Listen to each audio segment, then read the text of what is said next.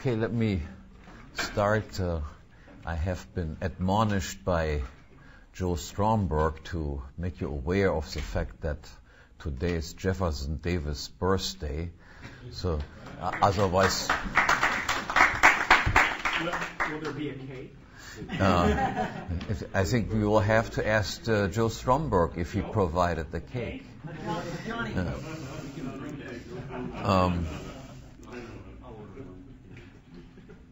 The other remark, I recommended yesterday or so among sociologists Stanislav Andreski, and I want to, apart from his general books, mention in particular one that is also a hilarious book that is called Sociology as Sorcery. It makes fun, so to speak, of the sociology profession in general. If you have not read that book, I highly recommend it. That is something that you should read late at night before you go to bed, and you will laugh yourself to sleep. It's Stanislav Andreski.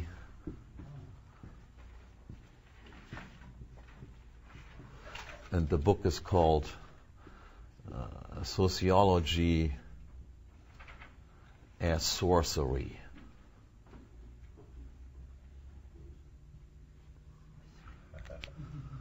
A wonderful little book. That's all you need to know about sociology. What you find in that. Okay, my subject today is parasitism and the origin of the state.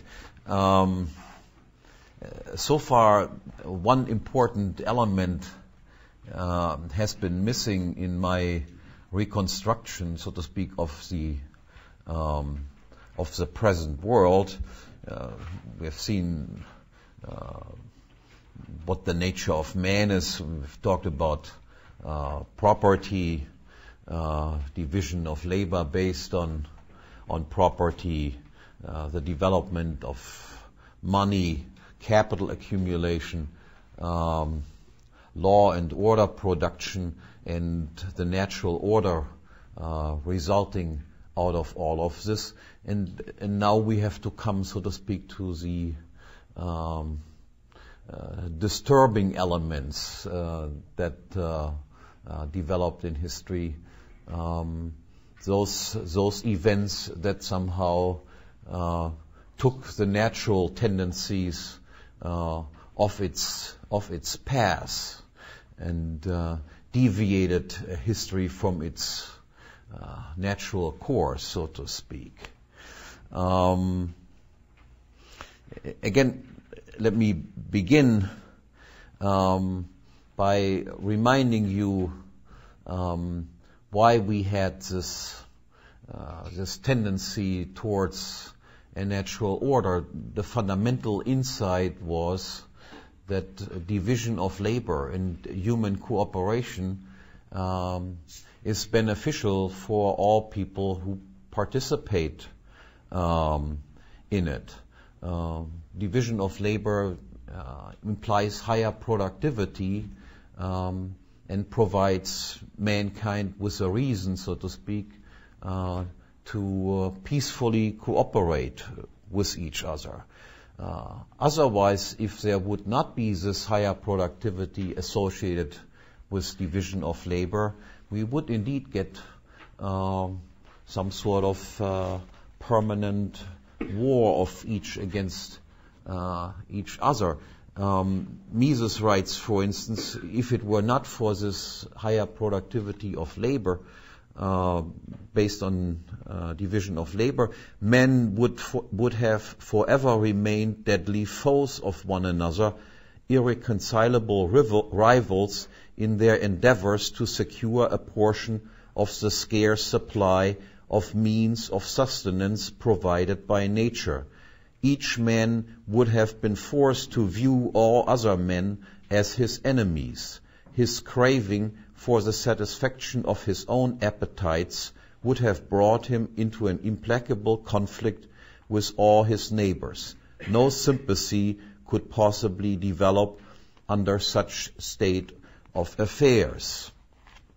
And again, because of this higher productivity, this tendency is, so to speak, not necessary that people consider themselves as enemies, but can consider themselves as cooperative partner, if not even friends. And again, to hammer away on this point, let me once again briefly requote something that I have already quoted before in a slightly different connection, where Mises says that if one recognizes this principle of higher productivity, of cooperation based on division of labor, if one recognizes a principle which results in the union